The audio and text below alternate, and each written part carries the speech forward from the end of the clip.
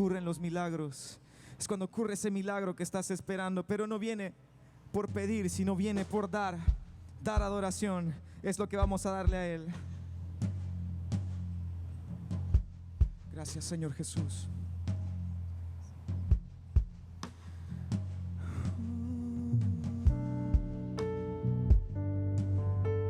Salvación ha venido a este lugar. Salvación para tu vida, para tu familia, para tu corazón, para lo que crees que es imposible. No es imposible para Dios, pero todo esto está en su presencia. Te invito a que vengas con nosotros y adores.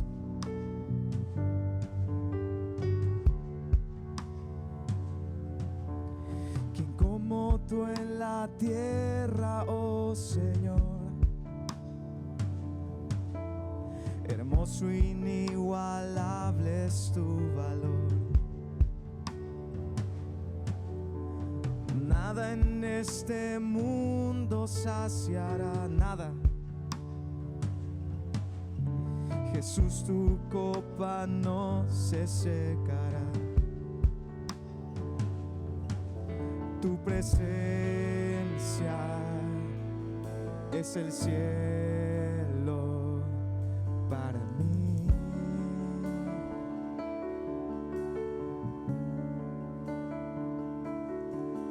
Tu presencia es el cielo para mí.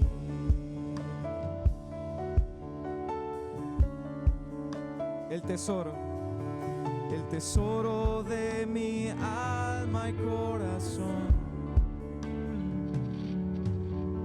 Me das tu gracia aunque débil soy. De mis errores eres redentor. De mi futuro eres el guardador. Tu presencia es el cielo para mí.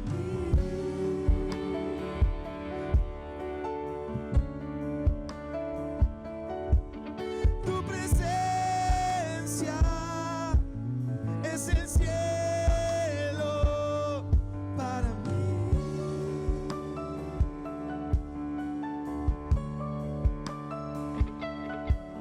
Tu presencia es el cielo para mí. Con tu voz. Tu presencia es el cielo para mí.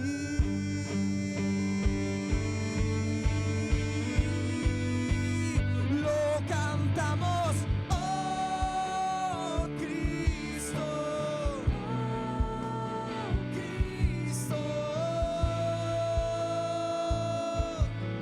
Tu presencia es el cielo para mí, oh Cristo, oh Cristo. Aleluya. Abra sus Biblias en Génesis capítulo 50, versículo 24 y 25. Génesis 50, versículo 24 y 25. El tiempo de Dios ha llegado. Esa es la reflexión para esta mañana. Gracias, Ministerio de Alabanza. Génesis 50, versículo 24 y 25 nos dice: y José dijo a sus hermanos: yo voy a morir, mas Dios ciertamente os visitará y os hará subir de esta tierra a la tierra que juró a Abraham, a Isaac y a Jacob. E hizo jurar José a los hijos de Israel diciendo: Dios ciertamente os visitará y haréis llevar de aquí mis huesos. Vaya conmigo a Éxodo capítulo 2, versículo 24 y 25. Éxodo 2, 24 y 25 dice: y oyó Dios el gemido de ellos y se acordó de su pacto con Abraham, Isaac y Jacob. Y miró Dios a los hijos de Israel y los reconoció Dios. Padre, esta mañana te damos gracias. Gracias porque te hemos alabado, te hemos cantado. Gracias por los jóvenes que se bautizaron, Señor. Gracias por todo lo que hemos hecho. Te pedimos que prepares nuestra mente, nuestro corazón, nuestro espíritu, para que la palabra que vamos a recibir quede grabada en nuestra mente y corazón. Que esta palabra, Jehová de los ejércitos, no regrese vacía, sino cumple el propósito para el cual tú la dejaste. Gracias te damos, Señor, en el nombre de Cristo Jesús. Amén y amén. Dígale a su vecino que está a su lado: Dios tiene todo bajo control. Dígaselo. ¿Cuántos de los que están aquí esta mañana saben que Dios tiene un tiempo señalado para cada uno de nosotros? Cuando nosotros hablamos del tiempo, el tiempo de Dios ha llegado, hermano, nos referimos al preciso momento en el cual nosotros somos testigos de una palabra que Dios nos ha dado. Dios habló a su pueblo y cuando vemos el cumplimiento de esa palabra, a eso le llamamos que el tiempo de Dios ha llegado, porque somos testigos del cumplimiento de lo que Dios un día habló, de lo que Dios prometió o de lo que Dios dijo. Es bien interesante cómo nosotros a través de toda la historia de la Biblia nos damos cuenta cómo se fueron cumpliendo en diferentes momentos las promesas, los pactos que Dios hizo a su pueblo. Cuando nosotros vemos que el tiempo de Dios siempre es perfecto y siempre llega en el momento justo, es porque el Señor desea derramar una bendición sobre su pueblo. Por lo tanto, muchas veces cuando el tiempo de Dios llega, esto provoca en las congregaciones un despertar y un mover del Espíritu Santo. Yo pregunto esta mañana, como iglesia ICRAD, ¿cuántos estamos esperando un despertar y un mover del Espíritu Santo? No me convencieron, iglesia, perdónenme en el nombre del Señor. Como iglesia ICRAD, ¿cuántos estamos esperando un despertar y un mover glorioso del Espíritu Santo sobre esta carpa de milagros? Esa es la actitud. Amén. Nosotros tenemos que estar anhelantes, nosotros tenemos que estar expectantes de lo que Dios ha prometido, porque en el momento el Señor lo va a dar. Yo no sé si usted, hermano, pero cuando Cristo derrame de su gloria, yo quiero estar adentro. ¿Cuántos queremos estar dentro? Amén. Yo no quiero estar afuera, yo quiero estar metido en el fuego y en la presencia de Dios. Por esa razón, tenemos que entender que Dios, para demostrar su amor a la humanidad, hizo un plan perfecto para la nación de Israel. En primer lugar, si usted ha leído la Biblia, yo creo que sí, usted se habrá dado cuenta que Dios llamó a un personaje y le dijo que de él saldrían todas las familias de la tierra y que él iba a conquistar la tierra prometida, Canaán. ¿De quién estoy hablando? ¿Quién es el padre de la fe? Abraham. Dios le dijo a Abraham que de él iban a nacer todas las familias de la tierra. Promesa que Dios hacía a Abraham cuando le pidió que se moviera de su tierra y de su parentela al lugar que él le mostraría. Si usted no me cree, esto se encuentra en Génesis 12 para que usted quiera leerlo. También vino una palabra de parte de Dios para Abraham diciéndole que su descendencia iba a ser innumerable como la arena del mar, y que también iban a poseer la tierra que él les daba. Génesis 15. Aquí vemos nosotros tres cosas que son bien importantes, de las cuales Dios le habló a Abraham. En primer lugar, si usted lee Génesis 13, se va a dar cuenta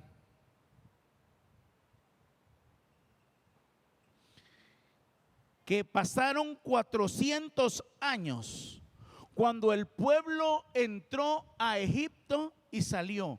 O sea que fueron 400 años de esclavitud. Por eso cuando yo les leía al principio donde decía que los visitaré.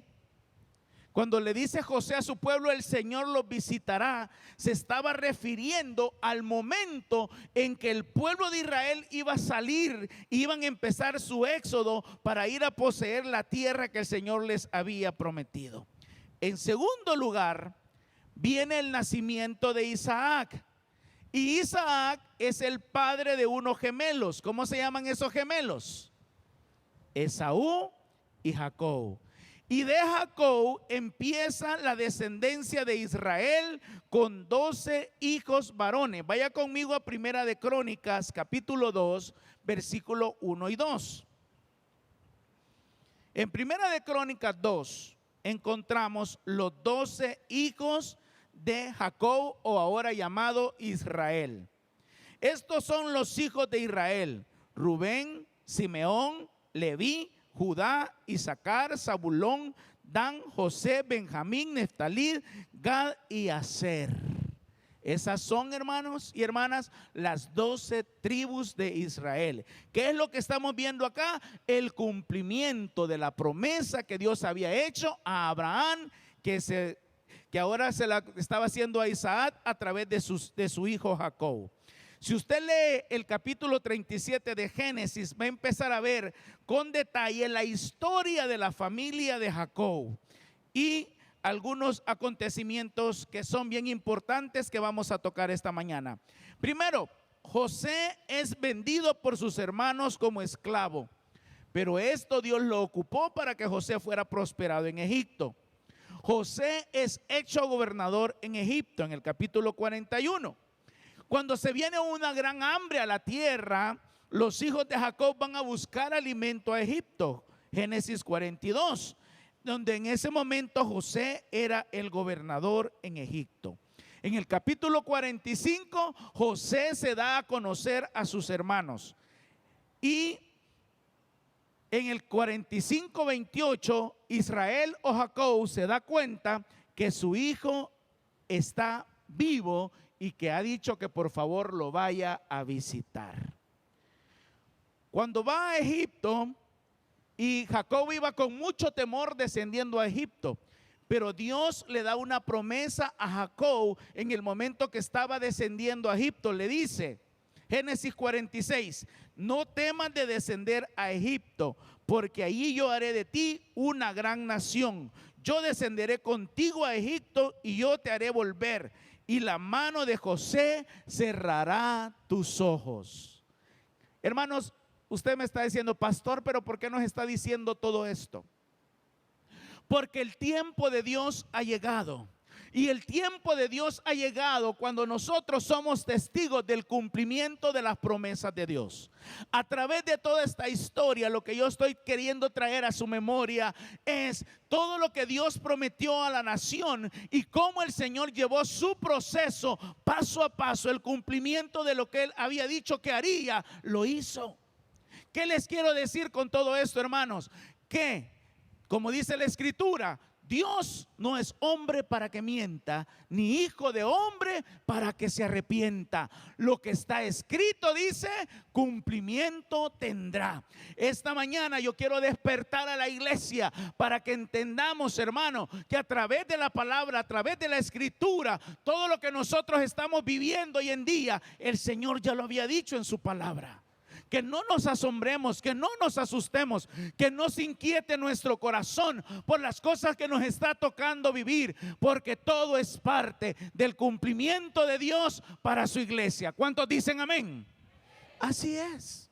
Dios ha trazado ya un plan perfecto y nosotros que estamos en el Señor somos parte de ese plan. Si usted sigue leyendo Génesis, se va a dar cuenta que en Génesis 48, allá en Egipto, Jacob bendice a sus hijos y a sus nietos, a Efraín y a Manasés, que eran los hijos de José que todavía no conocía.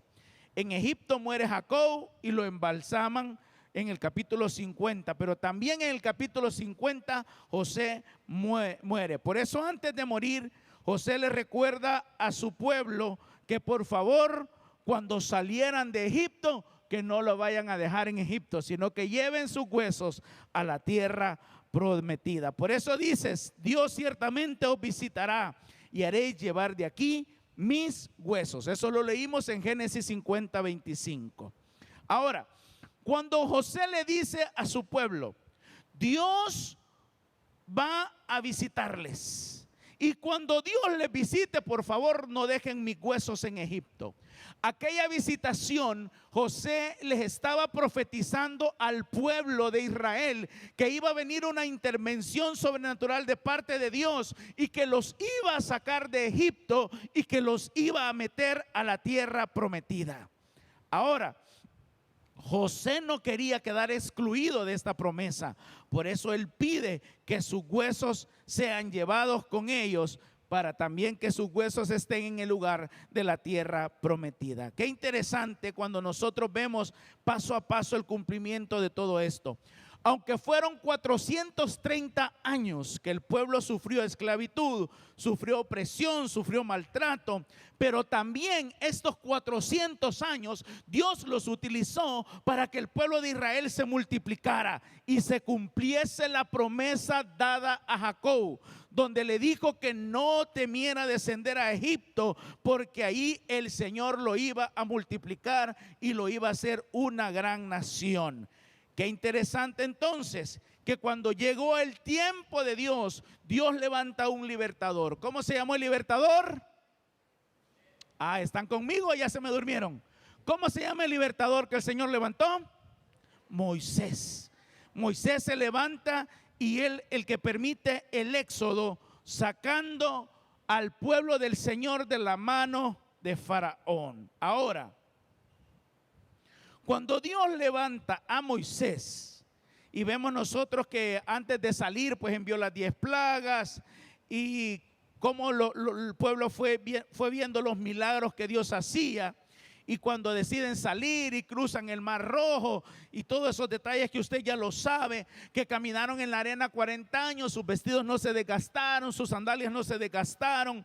Todo esto, hermano, era una manifestación que el tiempo de Dios había llegado para Israel y que Dios tenía un plan perfecto para la nación de Israel. Ahora, ¿qué sucede? Desde que ellos salen de Egipto, el pueblo de Israel empieza a ver la gloria de Dios y empieza a ver el cumplimiento de la palabra del Señor. Ahora, ¿qué sucede? Cuando llegan a Canaán y toman posesión de la tierra y sepultan a José, Dios realmente les dice en Josué 24:32 que Él los iba a visitar. Vaya conmigo, por favor. Josué capítulo 24, versículo 32. Y enterraron en Siquén los huesos de José, que los hijos de Israel habían traído de Egipto, en la parte del campo que Jacob compró de los hijos de Amor, padre de Siquén, por 100 piezas de dinero. Y fue posesión de los hijos de José.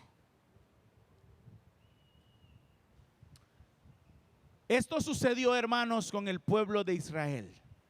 Ahora apliquemos la escritura a nuestro tiempo. ¿Qué sucede entonces con nosotros hoy en día? ¿Qué sucede con lo que Dios ha prometido que va a suceder con nosotros? Realmente, ¿cuántos creen que nosotros estamos viendo el cumplimiento de las promesas de Dios en la palabra? Por ejemplo, ¿cuántos recuerdan hace como un par de semanas atrás que la luna se volvió en sangre? ¿Cuántos vieron eso?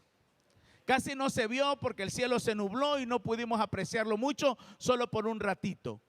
Hermano, eso que la luna se convertiría en sangre es parte también del cumplimiento profético, que la venida del Señor está cerca. ¿Cuántos lo creen? ¿Verdad que no nos gusta hablar de la venida del Señor porque nos afligimos? No nos gusta hablar mucho que el Señor está pronto, pero hermano, como iglesia necesitamos entender que Dios ha hablado que su venida está próxima, y nosotros como iglesia seremos testigos del cumplimiento de Dios. Nosotros como iglesia veremos las promesas de Dios cumplirse. Ahora, lo interesante en esto es lo que nos dice el libro de Romanos capítulo 13, del versículo 11 al 14. Si alguno vino esta mañana diciendo, ay, el hermano hablando de la venida, si eso no va a suceder. Ay, el pastor hablando de la venida de Cristo, si desde que mi abuelita me decía que el Señor iba a venir y no ha venido, ¿verdad? Hermano, no tengamos por tardanza la venida del Señor. Mire lo que nos dice Romanos 13, del versículo 11 al 14. Y esto conociendo el tiempo, que es ya hora de levantarnos del sueño, porque ahora está más cerca de nosotros nuestra salvación que cuando creímos. La noche está avanzada y se acerca el día. Desechemos pues, mire lo que dice, las obras de las tinieblas y vistámonos las armas de la luz. Andemos como de día, honestamente, no en glotonerías y borracheras, no en lujurias y lascivias, no en contiendas y envidias, sino vestidos del Señor Jesucristo, y no proveáis para los deseos de la carne. Yo quiero que nosotros tengamos esta lectura abierta, porque hay varias cosas que yo quiero compartir con ustedes, porque esta fue una palabra de Dios para nosotros, y nosotros vamos a ver el cumplimiento de esta palabra si lo creemos. En primer lugar, el Señor empieza diciendo, levantémonos del sueño. Dígale a su vecino que está a su lado, levántate del sueño, dígale.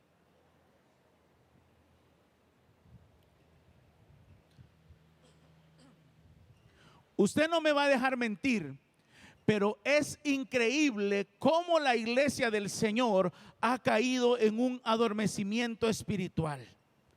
¿Por qué dice eso, pastor? Si la iglesia está en avivamiento. No, hermano. Viera qué difícil es para los ministros de alabanza decir, hermanos, vamos a alabar al Señor. Y muchos quedan sentados de manera indiferente. Hermano, ¿acaso la alabanza no es una forma de expresarle a Dios nuestro amor y gratitud? ¿No es la alabanza la manera como el pueblo de Dios le dice cuánto le ama? ¿Y por qué nos cuesta tanto cantar? Porque hemos caído en un adormecimiento espiritual. Qué tremendo es cuando en las reuniones le dicen vamos a leer la Biblia y los hermanos le dicen a uno, pero lea poquito, no lea mucho. ¿Por qué no queremos leer la Biblia? ¿Acaso ahí no están las promesas de Dios para nosotros, pues?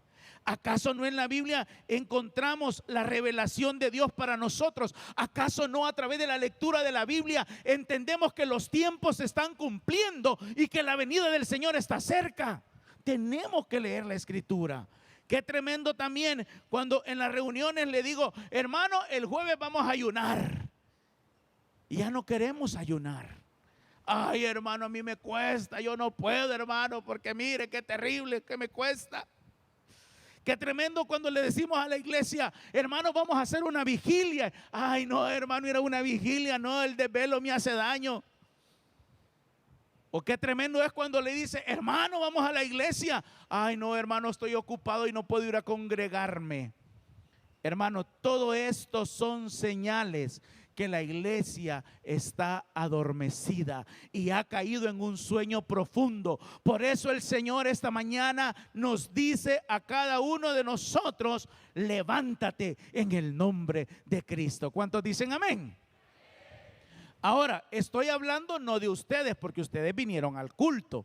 Estoy hablando de los que se quedaron en casa y que no vinieron, porque ustedes se han venido a adorar al Señor, ¿verdad que sí?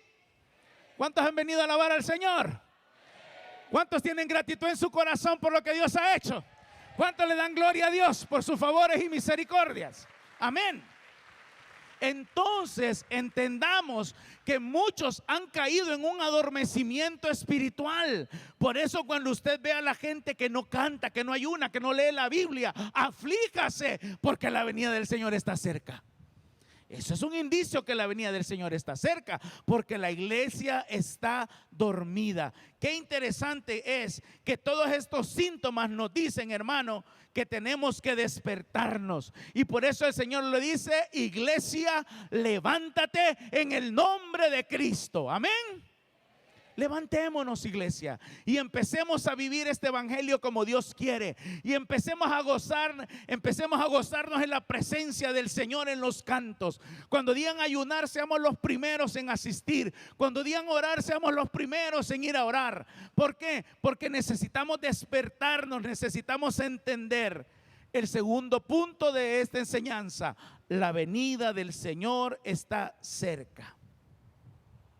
Cuando yo leía esta porción y yo me detenía por unos minutos, yo le decía: Señor, tu venida está cerca. Entonces yo me hacía una pregunta. Amada iglesia, si el Señor decidiera venir ahora, en este preciso momento, en este preciso instante, nosotros cerramos los ojos y somos arrebatados por el Señor, ¿cuántos realmente irían a la presencia del Señor? No me conteste, contésteselo usted. ¿Cuántos realmente esta mañana estaríamos listos para la venida del Señor? ¿Cuántos realmente esta mañana nos iríamos con el Señor? Yo quiero que cada uno esta mañana se examine cómo está delante de Él. Porque recuerde algo, iglesia: podemos engañar al pastor, podemos engañar a los hombres, pero no podemos engañar al Señor. Todos los que estén listos para la venida del Señor, que digan amén. Todos los aleluya que nos vamos a ir con el Señor, digamos amén. Todos aquellos que deseamos que el Señor venga pronto, que digan amén. Porque como iglesia tenemos que desear la venida del Señor. Como iglesia tenemos que anhelar y decir: ven Jesús pronto por tu iglesia. Porque eso, hermano, es una promesa de Dios y queremos ver el cumplimiento de esa promesa. No tengamos temor de la venida de Cristo. Preparémonos para el encuentro glorioso con el Señor. En tercer lugar, el Señor en su palabra, ahí donde leímos en Romanos, nos hace una reprensión. El Señor nos exhorta y nos dice: examina tu vida y desecha de tu vida toda obra de las tinieblas. Y vístete, le dice, con las armas de luz.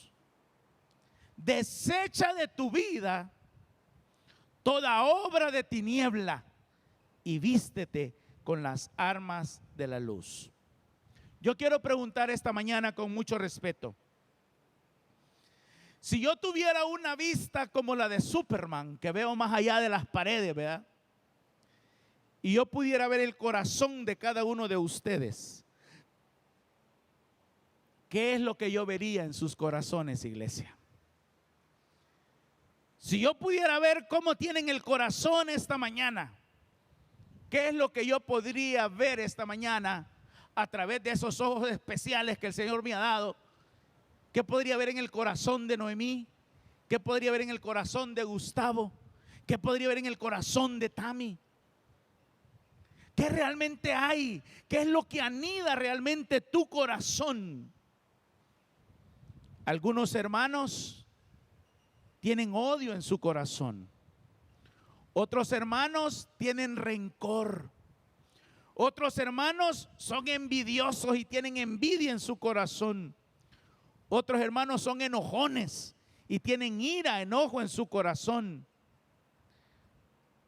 Pero la Escritura nos dice que desechemos toda obra de la tiniebla. Hermano, yo no sé si usted esta mañana cómo tiene su corazón, pero si usted es de las personas que está anidando en su corazón obras que son de las tinieblas, el Señor nos dice: deséchalas, quítalas, échalas fuera, porque eso no te va a permitir entrar a la presencia de Dios. Esta mañana, hermano, examínese cómo está realmente su corazón y permita al Espíritu Santo que en esta mañana se mueva sobre su vida y que pueda restaurar su corazón, que pueda restaurar su vida, que el Espíritu Santo esta mañana pueda obrar en usted y usted pueda salir diferente de como vino a la carpa de milagros. Que esta mañana usted vaya con un corazón nuevo, con un corazón renovado. Pero no solo es el corazón, amada iglesia, cada área de nuestra vida, cómo realmente estamos caminando delante de Dios.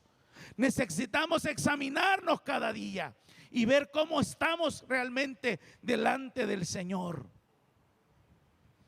Qué triste sería que usted ha sido cristiano por 30, 40, 50 años y en el último momento usted se queda. ¿Y por qué se quedó? Porque se enojó con su mujer, porque se enojó con sus hijos, porque se enojó con su hermano en la iglesia. Hermano, un enojo puede hacer perder la salvación de su alma. Una tristeza puede hacer que usted pierda la salvación. Un malentendido, por muy pequeño que sea, puede hacer que usted pierda la salvación de su alma.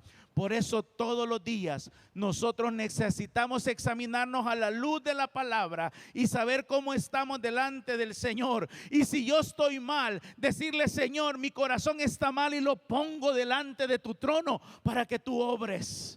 Y si usted está mal delante de Dios, capaz de decirle: Señor, yo solo no puedo con esto, pero si tú me ayudas, yo quiero estar a cuentas contigo, yo quiero irme contigo, yo quiero que si tú vengas, yo quiero ir y estar contigo por toda la eternidad. Hermano, hermana, por favor, cada día examínese cómo está delante de Dios. El Señor en su palabra de Romanos nos dice que cada día nosotros tenemos que andar honestamente. ¿Qué significa andar honestamente? Que no hay nada, hermano, que la gente pueda señalarle. Que usted ha vivido una vida honesta, justa, delante de los ojos de Dios y de los ojos de los hombres. ¿Qué significa una persona justa? Una persona que no miente. Una persona que no es tramposa. Una persona que no es bochinchera, una persona que no roba, una persona que no es pendenciera, una persona que no es calumniadora, una persona que no es glotona, borracha, lujuriosa y lasciviosa. Esas son las personas justas que dice la Escritura que tenemos que vivir con honestidad. En quinto lugar, nos dice la porción de Romanos 13, tenemos que vestirnos del Señor Jesucristo y no proveer para los deseos de la carne. Si yo pregunto esta mañana, ¿cuántos quieren ser salvos? Qué poquitos. ¿Cuántos quieren ser salvos? ¿Cuántos quieren estar por toda la eternidad con el Señor Jesús? No se equivoque, amada iglesia. Dios no puede ser burlado. Todo lo que el hombre sembrare, eso también segará. Si sembramos para la carne, cosecharemos corrupción y condenación eterna. Pero si sembramos para el Espíritu, cosecharemos vida eterna en Cristo Jesús. Esta mañana usted decide a dónde va a ir su alma. A pasar con Cristo por toda la eternidad, al lugar de tormento. Cada uno de nosotros en este lugar somos responsables de decidir a dónde queremos ir. Con nuestras acciones, con nuestra actitud, con nuestro testimonio, nosotros decimos a dónde queremos pasar la eternidad. Amado hermano, amada iglesia, el Señor está pronto por su iglesia. ¿Cuántos lo creen? Prepárate entonces, Cristo viene.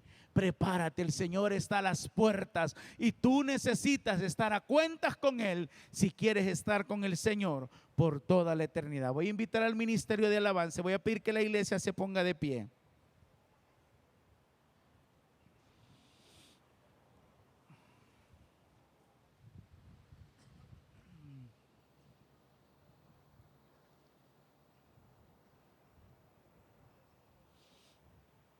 Yo no sé esta mañana cómo veniste a la casa de Dios. No es una casualidad que tú estés aquí en la casa de Dios. El Señor te trajo porque quería hablar a tu vida y decirte que te ama, que eres la cosa más preciosa, más hermosa para Él. Pero la pregunta esta mañana es: ¿Cómo estás caminando delante de Dios? La pregunta esta mañana es, si Cristo viniera hoy, ¿realmente te irías con el Señor?